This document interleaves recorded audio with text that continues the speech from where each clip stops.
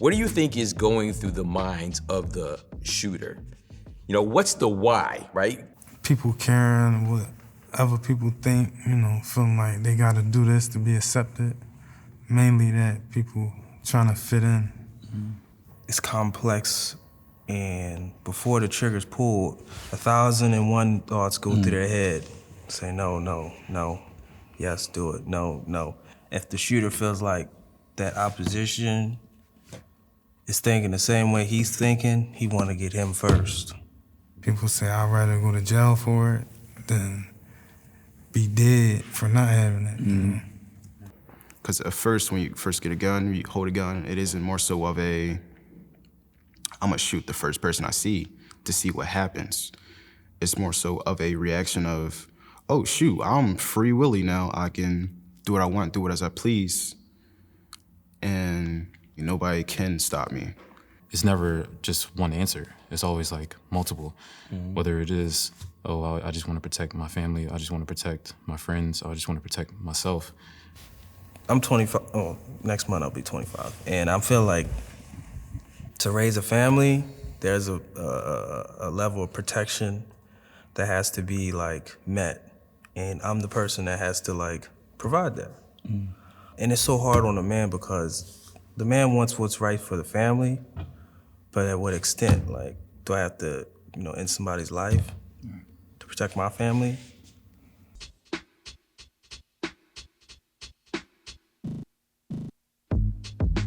When you walk out your house in the morning, the evening, or whenever, whatever, what are your thoughts about, will I come home tonight? Do you ever think about that? I think about that all the time, every day. I got a past, and just because I changed, that don't mean other people change. So every day I still gotta be cautious. When you say that you changed, can you describe what you mean by you've changed? What did you change from? Running around in the streets, being a part of the crime rate, the violence. So what was the moment for you that made things change then? My son, and losing my brother while I was incarcerated to gun violence. And how old is your son now? He won. 1 year old. Wow, that's powerful, powerful. Your son means everything to you. Yeah. What do you see in your son that allows you to say, you know what, I can do things differently now? The future I got planned for us. And the steps that I gotta take to get to that future.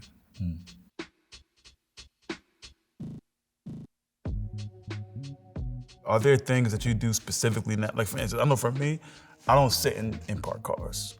Too many guys get sprayed up like in the car. Like, you know what I mean? Like you just sit and duck. I don't do that, I haven't done it in decades, literally. I rarely do the Ubers. So you rarely do Ubers? Yeah, I need to be in control of my navigation. If I need to speed off real quick, I want to be able to press that gas and speed off. I check my shadows, I check the mirrors in cars, and I try to check for the way a person is moving, see whether they're moving fast, whether they're moving slow, to make sure that if I need to dart, I'm a dart. And even at the gym, it's always like, okay, gotta park right there in front, or gotta park away from these cars and walk. But I can't walk in between cars. I gotta make sure that I'm in the light, so that way, if anything happens, like somebody in the gym can see me. Walking near groups of people, especially at night, and if I feel like I need to go to the corner store and there's tons of folks outside the corner store or whatever, I say, fuck it, I'll go to the morning, you know what I mean? Because I got that sense of uneasiness walking near groups of people. Just these little like idiosyncrasies that I have to do, or I'll have a panic attack. You're basically in a hyper-vigilant state of mind, right? So think of it as like your brain is on overdrive, right? Because you're doing this, you're looking for this or whatever. And so your brain, think of it like it's a muscle, right?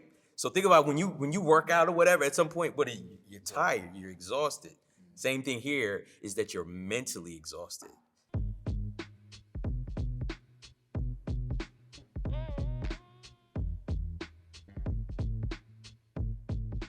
Have any of y'all ever considered any type of therapy or counseling, or even had therapy or counseling? And how did that, how was that experience for you?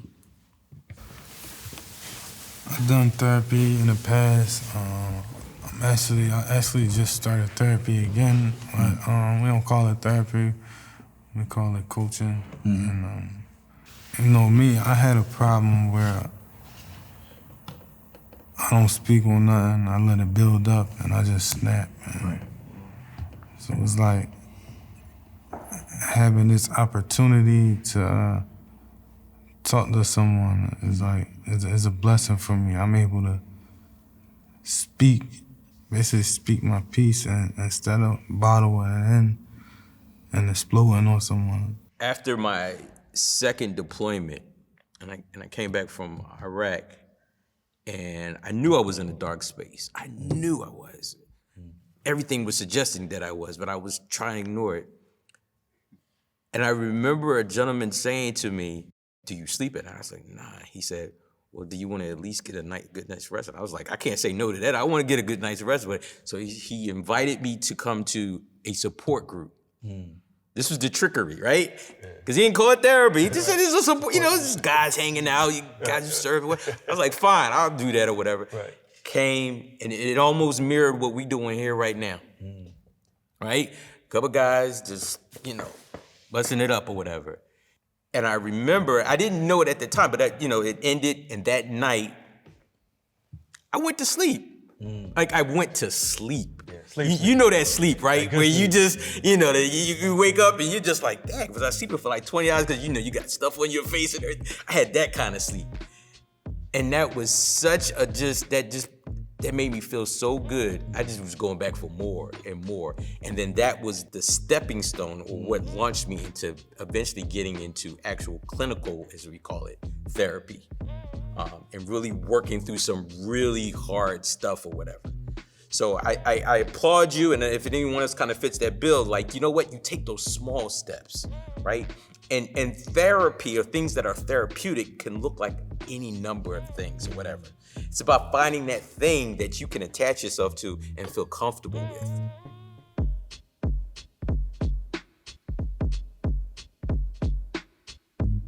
What do guys your age and your position, what do they need that you think will put them in a more healthy place?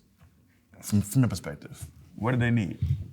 I'm gonna say guidance, more community resources, more recreation centers, more basketball courts, swimming pools, stuff like that, There's so much money in these jails and taken away from the schools and the communities. And it's like, y'all putting so much money in these jails. It's only set up for us just to go back to jail when we get out of jail, It's nothing in the community to help us stay out, I feel like they need an ear for someone to listen to them and to make them understand that their circumstance is not their fault. And be like, you're not in any position, like you're not in a situation where you have to blame yourself or feel like you are the problem, because you're not given something that you need. We need to make space for brothers to not be okay. Sometimes you may not be okay at that day or at that moment, and to live with that. But learning about yourself is an everyday struggle. One of my dreams is I wish there was a rec center on every corner, and every one of them would be different, because everybody needs something different. So what, if we can, everyone speak, what is your dream or dreams? Don't be hesitant. Don't be thinking, this is kind of crazy. Say it. I want to see garden spaces where the young people are engaging with gardens, growing their own food, and then selling that food, and then getting paid to work on the garden again. So that way, they're getting paid from the market and also getting paid to grow their own food and also to keep their own food. So like, they're solving issues of food insecurity while also getting paid to do this over and over and over again. My wildest dream, to end it off, I would want to be like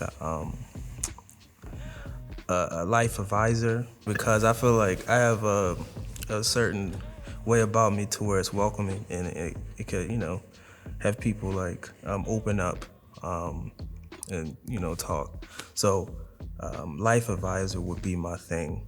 I think one of my dreams, I have a lot of dreams, but I think one of my dreams is for us to have multiple spaces like this going on every day in Philadelphia, South Philly to Uptown, and everywhere in between, where men of color can gather, no judgment zone, feel safe, feel welcomed, and they know that they're coming to a place that's healing to them and is an environment that's gonna support their needs.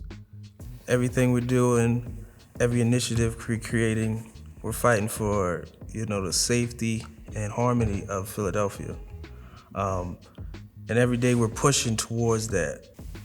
And my ultimate dream is to see everybody stop killing each other, And so I really appreciate all that you've shared today, and I'm honored to be, at this table with y'all.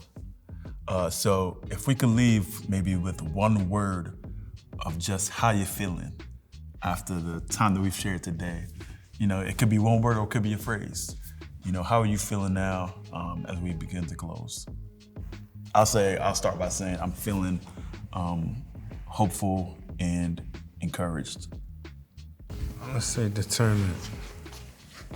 I have to say